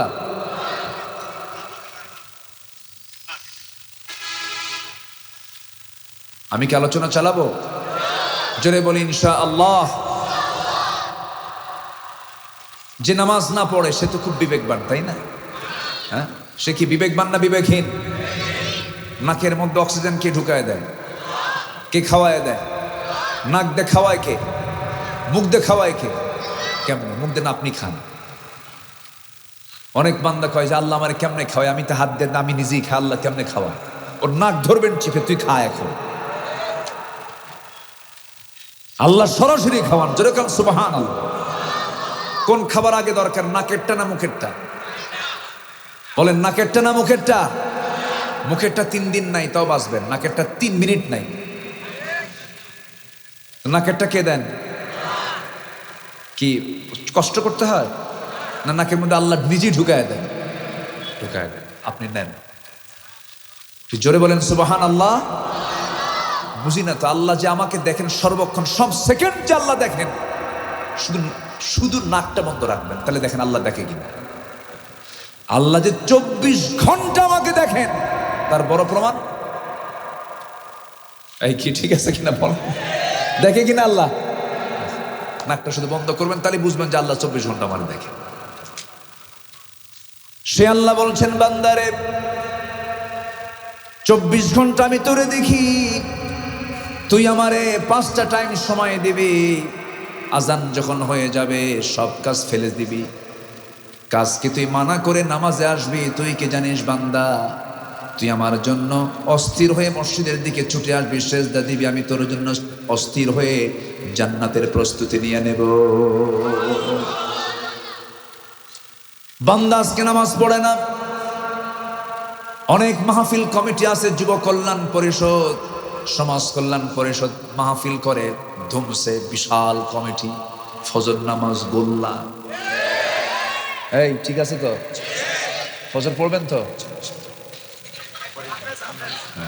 ঠিক যেন থাকে। হ্যাঁ, কে রাগ করতেছেন আপনারা? আমি কি হাসা কইছি না মিশা কইছি? হ্যাঁ, হাসা কইয়াম। হ্যাঁ, আপনাদের ভাষাগুলো আমি বুঝি, কিন্তু বাট বলতে পারি না। তবে গালি দিলে কিন্তু টের পাই। জি, অনেক সুন্দর ভাষার মানুষ আপনার। ফিতা খবর, হ্যাঁ সুন্দর, আলহামদুলিল্লাহ। হ্যাঁ, তাহলে সবাই কি নামাজ পড়তে রাজি আছো আব্বারা? আজান হলেই কোথায়? আজান হলে কোথায়? যে যায় না সে কি বিবেকবান না বিবেকহীন? আল্লাহকে ভুলে গেলে সে তার বিবেক শেষ হয়ে গেছে। আমার বন্ধুগণ, নামাজের জন্য আমার নবীজি সবচেয়ে বড় পেরেশান ছিলেন। সবসময় রাসূল নামাজের জন্য অস্থির হয়ে থাকতেন, নিজেও নামাজে অস্থির হতেন। আমার নবীজির জীবনে এক ওয়াক্ত নামাজ কাজা হয় না, এমনকি তাহাজ্জুদ একটা রাত শুধু মিস হয়ে গেছে কোন এক রাতের আধারে। আমার নবীজির বিছানা আম্মা জান আয়েশা সিদ্দিকা রাদিয়াল্লাহু আনহা একটু নরম করে দিয়েছিলেন। ঘুমের পরিমাণটা বেশি হয়েছিল, তাহাজ্জুদ নষ্ট হয়ে গেলে, তাহাজ্জুদ কাজা হলে আমার নবীজি আফসোস করে বলছেন, আয়েশা আজকে আমার বড় ক্ষতি হয়ে গেল, নামাজ আমার কাজা হয়ে গেছে তাহাজ্জুদ। আর সেই নবীর উম্মত 5 ওয়াক্ত পড়ে না, 1 মাস পড়ে না, 2 মাস পড়ে না, নামাজের সময় নাই তার। ওরে আমার ভাইয়েরা, এটা যে কত বড় অপরাধ, নামাজ নষ্ট করা একটা আয়াত আমাকে দারুণ ভয়ের মধ্যে ফেলে দেয়। সূরা মারিয়ামের 59 নম্বর আয়াত, ফাখালাফা মিন বা'দিহিম খালফুন আদাউস সালাতা ওয়াত্তাবাউশ শাহাওয়াতি ফাসাউফা ইয়ালকাউনা গায়্যা। ওই সমস্ত বান্দার জন্য আমি আল্লাহ রাব্বুল আলামিন জাহান্নামের গর্ত রেডি করে রেখেছি। জাহান্নামের গর্ত কিন্তু ভয়ঙ্কর একটা জায়গা। জাহান্নামের এই গর্তের নাম সূরা মারিয়ামে এসেছে গাইয়ুন নামক গর্ত, গাই নামক গর্ত, আবার ওয়াইল নামক গর্তগুলো আছে। গাই নামক গর্তের মধ্যে আল্লাহ রাব্বুল আলামিন দু শ্রেণীকে সেই জায়গায় ঢুকাবেন। সরাসরি আয়াতে আসছে দু শ্রেণী। নাম্বার 1 হলো, 1 নাম্বার যারা হলো নামাজ ইচ্ছা করে নষ্ট করে। নামাজ যারা নষ্ট করবে তাদেরকে ওই গাই নামক গর্তের মধ্যে ঢুকায় ছাড়াবেন। নাম্বার 2 হলো মন যা চায় তাই করে। মন যা চায় তাই করে, মন যা চাই তাই করবো না, আল্লাহ যা চান তাই করবো। কি বলেন, মনের দাস না আল্লাহর দাস? মনের কথা না আল্লাহর কথা? আল্লাহর কথা শুনতে হবে।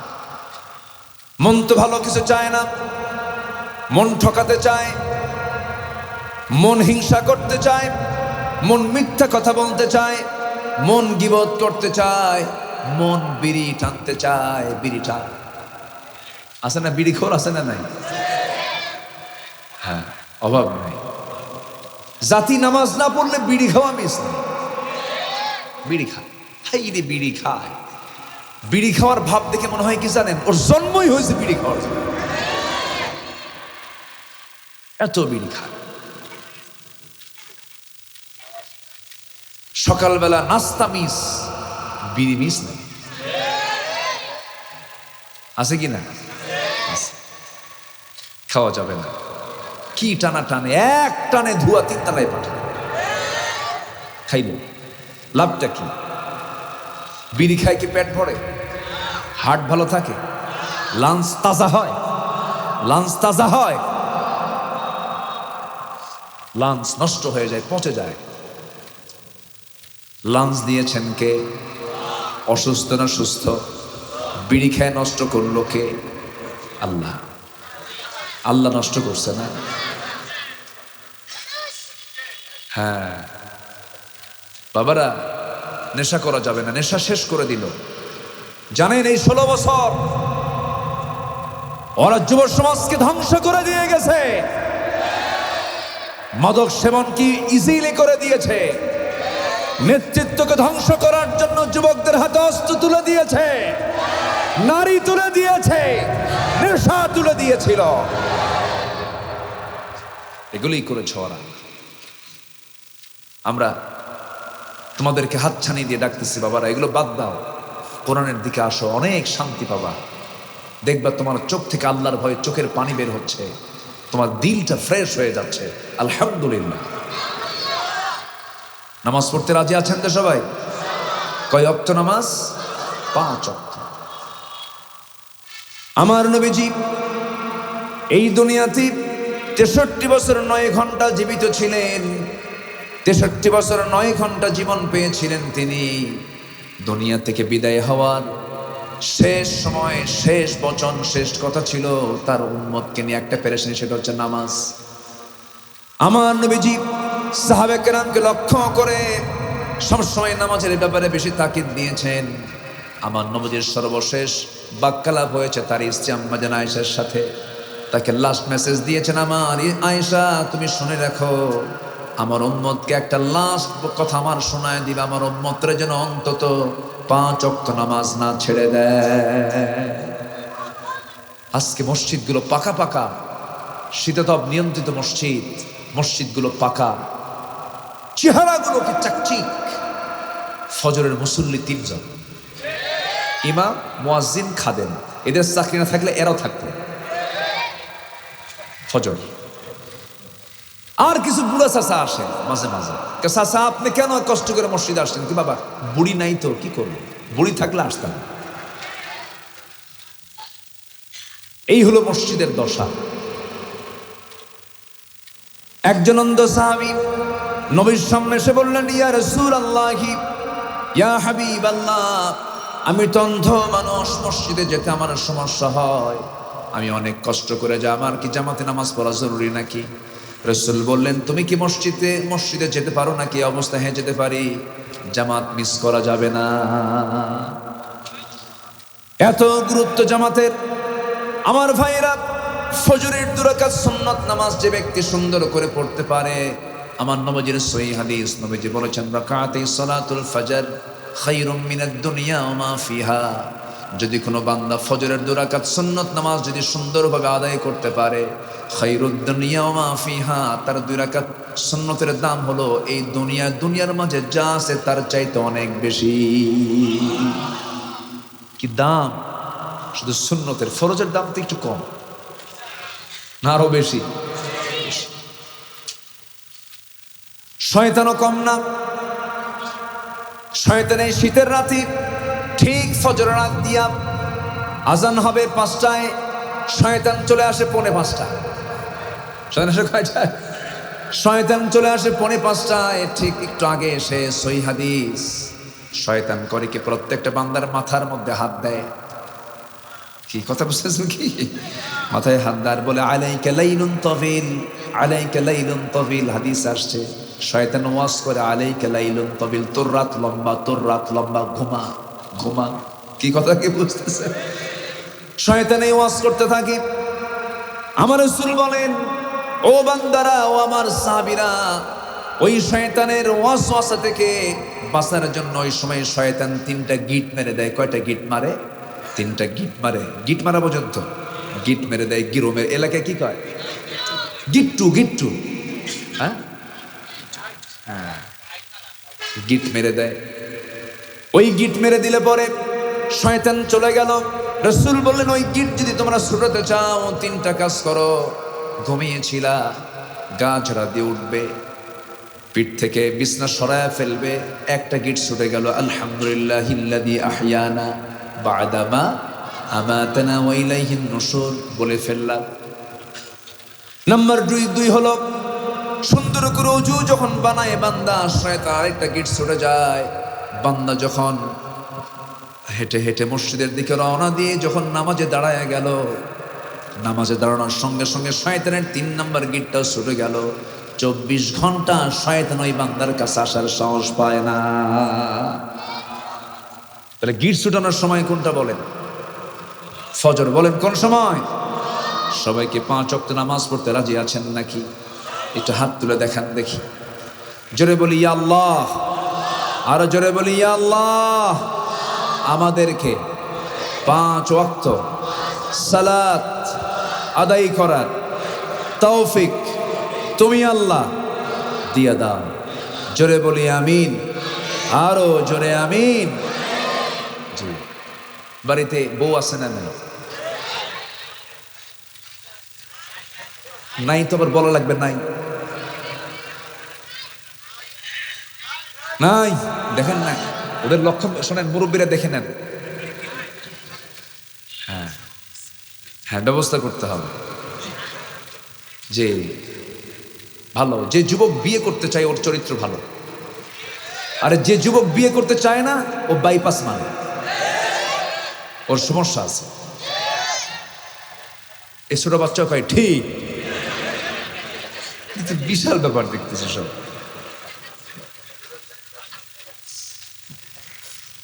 জি, তো আপনার বাড়ির স্ত্রী যদি নামাজ না পড়ে কি করবেন বলেন? বউ নামাজ পড়ে না, কি করবেন বলেন? কি করবেন? একজনকে পিটন পিটন, আরেকজনকে পিটটানি না। বউকে পিটাতে হবে এমন কোন হাদিস কি কোথাও আছে? রাসূল কোন স্ত্রীকে মেরেছেন হাদিস পেয়েছেন? মারবেন কেন? বউকে না মেরে ঠিক করা যাবে। তবে হ্যাঁ, 4টা কারণে স্বামী তার স্ত্রীকে শাসন করতে পারবেন, মারতে পারবেন। শুনবেন নাকি? মারার জন্য না জানার জন্য? হ্যাঁ, এতক্ষণ হয়তো আমার মায়ের আলোচনা শুনতেছিলেন। মায়েরা মনে মনে চিন্তা করতেছেন, হুজুর এতক্ষণ তো লাইন ভালোই ছিল, শেষে কি শুরু করলেন? হয়তো কলেজায় পানি নাই। চারটা কারণে মারা যাবে। নাম্বার 1 হলো যদি স্ত্রী 5 ওয়াক্ত নামাজ না পড়েন। নাম্বার 2 হলো রমজান মাসের যদি রোজা না রাখেন। মেয়েরা দেখবেন মিনস্ট্রুয়াল টাইম তাদের চলে আসে, প্রকৃতির কারণে তারা মাসে 3 দিন থেকে 10 দিন পর্যন্ত নামাজ পড়তে পারেন না, এটা আল্লাহ পাক তাদেরকে মাফ করে দিয়েছেন। কিন্তু মেয়েরা সেই 10 দিনকে ঠেলে 20 দিন নিয়ে যায়। এটা মেয়েদের জাতীয় রোগ, আছে না নাই? 10 দিন পার হলেই সোজা খারাপ হবেন, তুই কি করিস? নামাজ কি ঠিক আছে না? নাম্বার 2 হলো রমজান মাসে রোজা যদি না রাখি। নাম্বার 3 হলো স্বামীর বৈধানুগত্য যদি না করে। নাম্বার 4 হলো সতীত্বের হেফাজত যদি না করে, পর্দায় যদি না থাকে, শুধু পুরুষকে দেখায়, পর পুরুষকে দেখাতে খুব পছন্দ করে, খালি আংটি দেখায়, আছে না? টিপ দেখায়, গাল তো আসি, গালের মধ্যে আবার আটা ময়দা লাগায়, আছে না নাই? আটা ময়দা তো আপনার পর পুরুষকে দেখানো যাবে না। এই সমস্ত কাজগুলো যদি করে তার স্বামী তার বউকে শাসন করতে পারবেন, কিন্তু শাসন করতে গেলে সিস্টেম হলো, শাসনের সিস্টেম আছে। 1.5 হাত লাঠি দিয়ে মারা যাবে না। পকেটের ভিতরে যে মেসোয়াকটা আছে, সেই মেসোয়াক 9 ইঞ্চি মেসোয়াকটা আপনি বের করবেন, বড় জোরে মেসোয়াক দিয়ে মারতে পারবেন, তবু মাথায় মারা যাবে না, চুল ধরা যাবে না, কপালে মারা যাবে না, নাকে মারা যাবে না, মুখে মারা যাবে না, বুকে মারা যাবে না, জায়গায় তো নাই। চান্সে ছিলেন? আমার মায়েদের করে যখন পানি আসছে, হুজুর বাঁচলাম। মারা যাবে না। আপনি যদি 9 ইঞ্চি মেসোয়াক দিয়ে যদি আপনার স্ত্রীর গায়ে যদি আঘাত করতে নেন, এই দৃশ্য যদি কোনো মানুষের চোখে পড়ে, সে কি বলবে? মারে না সোহাগ করে? চান্সে ছিলেন? চান্স নাই। আমার মাদের এখন মারা বলতেছে, হুজুর আপনি খুব ভালো। তবে হ্যাঁ, স্বামী যদি অবাধ্য হন, স্বামী যদি ইসলামকে না ফলো করেন, স্বামী যদি নিজে ইসলাম বিমুখ হয়ে পড়ে, সেই সময় স্ত্রী তার হুকুম মানতে পারবে না। এই ক্ষেত্রে ওই মহিলা ভূমিকা পালন করবেন আসিয়ার মতো। কার মতো? ইমরাত ফিরাউন, ফিরাউনের বইয়ের মতো। আল্লাহ পাক এক্সাম্পল দিয়েছেন সূরা তাহরিমের ভিতরে। আল্লাহ রাব্বুল আলামিন 4 নারীর দৃষ্টান্ত দিয়েছেন। ইমরাত নূহ, ইমরাত লূত, ইমরাত ফিরাউন, আর একজন হচ্ছেন মারিয়াম আলাইহিস সালাতু ওয়াস সালাম। এই 4 নারীর দৃষ্টান্ত দিয়েছেন। 4 নারীর চরিত্র 4 রকম ছিল। এর মধ্যে একজন হচ্ছেন ফিরাউনের স্ত্রী আসিয়া আলাইহিস সালাতু ওয়াস সালাম। স্বামীটা কাট্টা কাফের হওয়ার পরও তিনি সেই ঘরে থেকেও তিনি ঈমানকে সংরক্ষণ করেছেন। জোরে বলি সুবহানাল্লাহ। ঈমানকে সংরক্ষণ করেছেন। আল্লাহু আকবার। জীবন পর্যন্ত দিয়ে দিয়েছেন, জীবন। ফেরাউনও কম জালিম না, ওর ক্ষমতা পাকাপোক্ত করার জন্য বউটাও মারছে, এত বড় জালিম ছিল। আসিয়া আলাইহিস সালাতু ওয়াস সালাম দিন গ্রহণ করলেন। দিন গ্রহণ করার সংবাদ যখন ফেরাউনের কানে চলে গেছে, ফেরাউন বলল, আসিয়া শুনলাম কি যেন কথা, তুমি কি দিন গ্রহণ করেছো নাকি? হ্যাঁ। তুমি মুসাকে শেষ পর্যন্ত মেনে নিলা? তিনি বললেন, না, মুসাকে মানে নাই, মুসাকে নবী হিসেবে মেনেছি, আমার আল্লাহকে রব হিসেবে মেনেছি। জোরে বলেন সুবহানাল্লাহ। ফেরাউন কয়, আনা রব্বুকুমুল আলা, আমি সবচেয়ে বড় রব, আমারে মান। আসিয়া বললেন, ফেরাউন শোনো, তুমি আমার স্বামী, আমি তোমাকে সম্মান করি, শ্রদ্ধার চোখে দেখি, কিন্তু ঈমান নিয়ে যত প্রশ্ন করবে আমাকে, আমি আরো শক্ত হয়ে যাব। আমার প্রতি যত হুমকি দেখাবে, প্রয়োজনে শহীদ হয়ে যাব, বাতিল শক্তির কাছে মাথা নত করব না। শেষ পর্যন্ত কি হলো? আসিয়া আলাইহিস সালাতু ওয়াস সালাম কি হত্যার পরিকল্পনা করে ফেরাউন জল্লাদ পাঠায় দিল। সেই জল্লাদ চলে এলো।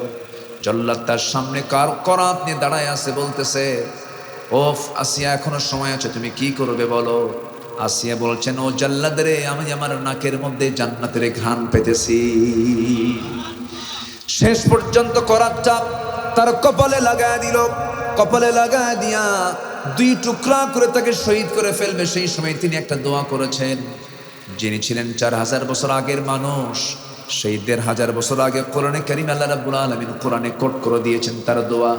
রব্বি বিনিলি ইনদাকা বাইতান ফিল জান্নাতি ওয়া নাজ্জিনি মিন ফিরআউনা ওয়া আমালিহি। আল্লাহ তুমি আমার জন্য বানায় দাও একটা ঘর, বাইতান একটা ঘর, ইনদাকা আপনার কাছে একটা ঘর বানায় দাও, এবং ফেরাউন থেকে আমাকে বাঁচাও। কিন্তু আমার ঘরটা হওয়া চাই তুমি আল্লাহ তোমার আর শাজিমের ঘরের দেওয়ালের সাথে। জোরে কোন সুবহানাল্লাহ। আমার বন্ধুগণ, আল্লাহর মহব্বত এত গভীর থেকে গভীরতর ছিল, দুনিয়াকে তুচ্ছ মনে করে দুনিয়ার সম্মান মর্যাদা সবকিছুকে মাইনাস করলেন। আসির সালাতু ওয়াসসালাম একটা রাষ্ট্রপতির বউ, কত দাম তার, সামাজিক কত মর্যাদা, সংসার ছাড়লেন, রাষ্ট্রীয় মর্যাদা ছাড়লেন, সব কিছুকে মাইনাস করে তিনি আল্লাহর সামনে হাজির হলেন। বিবেকবানের কাজ না বিবেকহীনের কাজ? বিবেকবান যারা তারা এগুলোই করে থাকে। আমার বন্ধুগণ, মূল আলোচনার দিকে আবার চলে আসি। আমি কি শেষ করে দেব? আলোচনা চালাবো? জোরে বলি ইনশাআল্লাহ। ওয়াদা কখনো ভঙ্গ করা যাবে না। নাম্বার 3 হলো আল্লাহর সঙ্গে সম্পর্ক বজায় রাখতে হবে। সব সম্পর্ক মাইনাস হলে কোনো যায় আসে না, কিন্তু যে বান্দার আল্লাহ নাই তার জন্য কেউ নাই। এই জন্য সবার আগে আমার কাকে দরকার? আসতে বলবেন না, কাকে দরকার? আর গোটা পৃথিবীর কেউ নাই, আমার আল্লাহ আছেন, আমি বিজয়ী। আর গোটা পৃথিবীর সব লোক আমার সাথে আছে, কিন্তু আল্লাহ আমার সঙ্গে নাই, আমি পরাজিত। আমাকে আল্লাহর সাথে থাকতে হবে, আল্লাহকে কাছে নিতে হবে। আল্লাহ বলছেন নাম্বার 3 হলো ওই সমস্ত বান্দাগুলো বিবেকবান। আল্লাহ রাব্বুল আলামিন বলছেন ওয়াল্লাযীনা ইয়াসিলুনা মা আমারাল্লাহু বিহি আইয়ুসাল।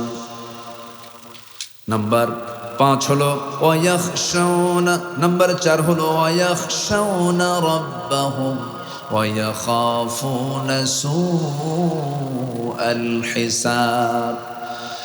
নাম্বার 4 হলো আল্লাহকে ভয় করা। নাম্বার 5 হলো বিচারের দিবসকে ভয় করা। বিচারের দিবসে বিচার করবেন তিনি আমার কে? আসতে বলবেন না, তিনি আমার কে? তিনি এমন বিচার করবেন।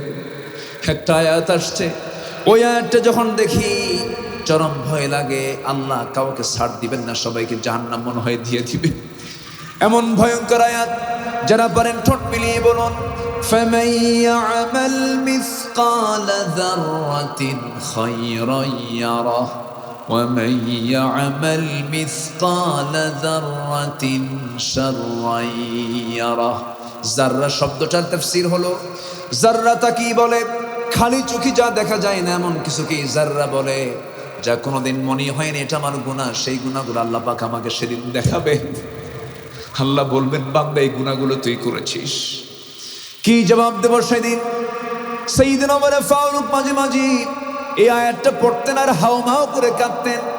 তিনি একদিন বসে আছেন, তার পাশে একজন সাহাবী একটা হাদিস বর্ণনা করছিলেন। সেই হাদিসটা হলো অহংকারের উপরে হাদিসটা।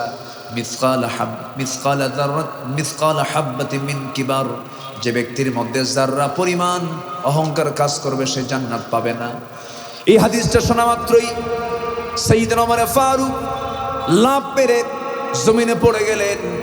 গোটা জমিনের ধুলাবালি তার নিজের গায়ে মাখায় নিলেন আর বলছেন, ওমর তুই খলিফা, তোর অহংকার ঢুকেছে, তুই রাষ্ট্রপতি, তোর মধ্যে অহংকার কিবার ঢুকেছে।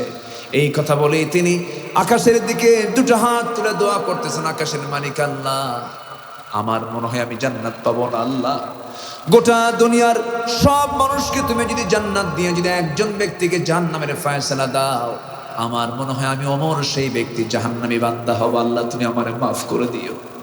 আমার ভাইয়েরা, আমার বন্ধুগণ, এই জন্য সবসময়ের জন্য ভিতরে ভয় রাখতে হবে কার? আসতে বলবেন না, কার? আল্লাহ রাব্বুল আলামিন আরেক জায়গায় বলছেন, এখানে তো বলতেছেন ওয়ায়াখশাউনা রাব্বাহুম, আরেক জায়গায় বলছেন ওয়াল্লাযীনা ইয়াবীতুনা লিরাব্বিহিম সুজদান ওয়া কিয়ামা والذين يقولون ربنا اصرف عنا عذاب جهنم إن عذابها كان غراما إنها ساءت مستقرا ومقاما। আল্লাহ, গোটা রাত ধরে বান্দা কি করে? চোখের পানি ফেলে ফেলে কান্দার পরে, আল্লাহ এই জাহান্নাম থেকে তুমি আল্লাহ আমাকে বাঁচায় দিও। এইরকম করে যে বান্দার চক্ষু বেয়ে বেয়ে টপ টপ করে পানি পড়বে, ওই চোখের পানি দিয়ে আল্লাহ পাক 7টা জাহান্নাম নিভায় দিয়ে ওই বান্দাকে জান্নাতের মেহমান বানায়া নিবে।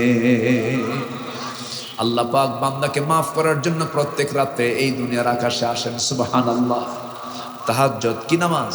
তাহাজ্জুদ 5 ওয়াক্ত নামাজ তো পড়বো, তাহাজ্জুদটাও দয়া করে পড়ার চেষ্টা করব আমরা। জোরে বলি ইনশাআল্লাহ, আরো জোরে বলি ইনশাআল্লাহ। নামাজ ছাড়া যাবে না। নামাজ নামাজ নামাজ। বাড়িতে ঢুকবেন, সন্তান কি স্কুল মাদ্রাসার কথা পরে বলবেন, আগে বলবেন নামাজ। ফজর হবে, যে বাপ তার সন্তানকে ফজরে ডাকতে পারে না সে অযোগ্য বাপ। যে মা তার সন্তানকে ফজরে ডাক দেয় না সে অযোগ্য মা। কি ঠিক কিনা?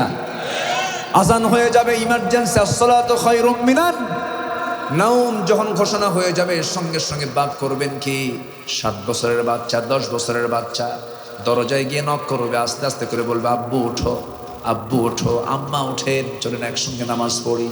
5-6 বছরের বাচ্চাকেও চেষ্টা করবেন নামাজের জন্য, মসজিদে নিয়ে চলে যাবেন। মসজিদগুলোতে মুসল্লি বেশি হবে, মুসল্লি বেশি হবে না মুসল্লির সন্তান বেশি হবে? বলেন বলেন বলেন। কিন্তু এখন কি মুসল্লির সন্তানটা যায়? যায় না। কিছু বুড়া চাচা আছে, ডিস্টার্ব করে, আছে না নাই? বাচ্চা আপনার 3টা, 4 বছর, 7 বছর, 9 বছর, 3টা একসঙ্গে নিয়ে যাবেন। সবার বাড়ি থেকে যদি 3টা করে যায়, তাহলে মসজিদে মুসল্লি বেশি হবে না বাচ্চা বেশি হবে? ঢুকায় নেবেন, এরকম করে বসে আছে। কি সুন্দর। সব মাদ্রাসায় পড়ে না? আলহামদুলিল্লাহ, মাশাআল্লাহ। দেখেন শিক্ষকও আছে কিন্তু এখানে। শিক্ষক শুধু একটা সিগন্যাল মারবে, একটাও থাকবে না। আলহামদুলিল্লাহ বলবেন না?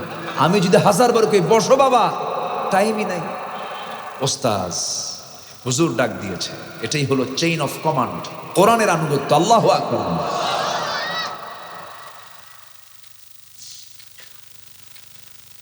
তাহলে কি সবাই নামাজ হবে তো? নামাজ হবে তো ইনশাআল্লাহ। ছোট্ট বাচ্চাকে নিয়ে চলে যাবেন মসজিদে। আপনার নামাজের আগ দিয়া বাচ্চাগুলো হাঁটবে, খেলবে, দৌড়াদৌড়ি করবে। বাচ্চারা মারামারি করবে, হাসবে। ডিস্টার্ব করা যাবে না। শুধু আস্তে করে বুঝায়া বলবেন। ছোট্ট বাচ্চাদের নামাজ পড়া দেখছেন কিনা জানি না, এক বাচ্চা শেষ দেয়, আরেক বাচ্চা পিছন দিয়ে মারে ঘুতা, আছে কিনা বলেন? তবুও কিছু বলা যাবে না, যা করে করুক। ওখান থেকেই তারা শিখে নেবে। আসল শিক্ষা পাবে 1:30টায় আজান, আসল শিক্ষা পাবে 4টায় আজান, আসল শিক্ষা পাবে 6টায় আজান। ওই যে সময়ের জ্ঞান, টাইমলি করতে হয়, শৃঙ্খলা মানতে হয়। শিক্ষা নেবে। ইমাম একজন দাঁড়ায় গেছে, তাকে নেতৃত্ব মানো। মুসল্লিরা কেমনে নামাজ পড়ে? রুকুতে রুকুতে, সেজদায়। বাচ্চারা এইরকম করে দেখে এগুলো কি করে। ঠিক আছে না বলেন তো? এগুলো আছে কিনা বলেন? ওর স্মৃতি পটে ফ্রেশ হৃদয় এগুলো লালন হবে। ছোট্টবেলায় গেছি, দেখলাম ওই যে স্মৃতিগুলো চারণ হবে। যখন তার বয়স 7 থেকে 8 বছর হয়ে যাবে, তাকে বলা লাগবে না, ওই স্মৃতি তাকে মসজিদের দিকে ঠেলে নিয়ে যাবে। এইগুলো না করে বাচ্চাদের হাতে মোবাইল তুলে দেয়, মোটু পাটলু নাট বল্টু। কি ঠিক আছে কিনা? দুনিয়ার গেমস দিয়া প্রতিবন্ধী বানায়। মারাও দুষ্ট কম নয়। মারা স্বামীকে বলে, স্বামী আমার ছেলে খায় না, মোবাইল কিনে দাও। আছে কিনা বলেন? বাচ্চাদের খাওয়ার মাধ্যম কি এখন? খাওয়ালে খায়, দেখালে খায়। এগুলো আসক্তি। মাদক যত ক্ষতিকর, মোবাইল তার চাইতে বেশি ক্ষতিকর।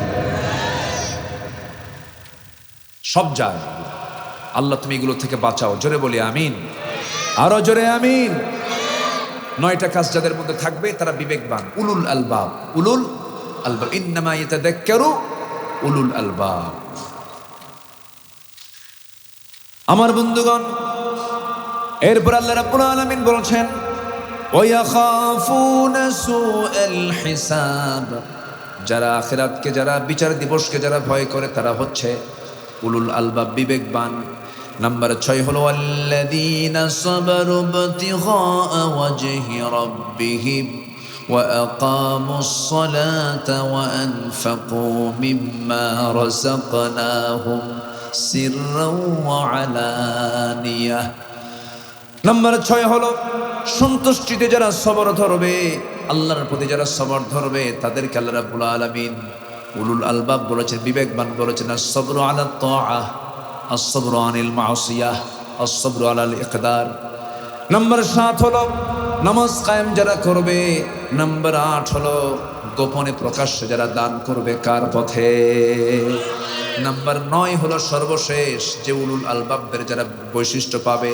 নাম্বার 9 হলো ভালো কাজের দ্বারা মন্দ কাজকে প্রতিহত করো। ইদফা বিল্লাতি হিয়া আহসান।